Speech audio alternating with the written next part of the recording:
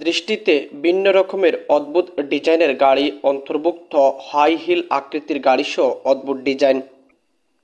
তিনি হলেন ভারতের একজন বিখ্যাত ব্যক্তি কুদারপি রাজু। ব্যতিক্রমধর্মী গাড়ি মিউজিয়াম প্রতিষ্ঠা করেন রাজু। সেই মিউজিয়ামে প্রচুর অদ্ভুত এবং অন্যান্য গাড়ি সংগ্রহ রয়েছে। কুদারপি রাজু একজন উদ্ভাবনী প্রকৌশলী এবং ডিজাইনার।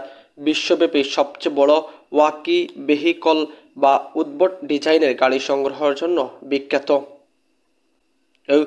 এই মিউজিয়ামের মূল উদ্দেশ্য গাড়িগুলোকে কেবল একটি যাতায়াতের মাধ্যম হিসাবে নয়, বরং সৃজনশীলতা এবং উদ্ভাবনী প্রতীক হিসাবে প্রদর্শন করা।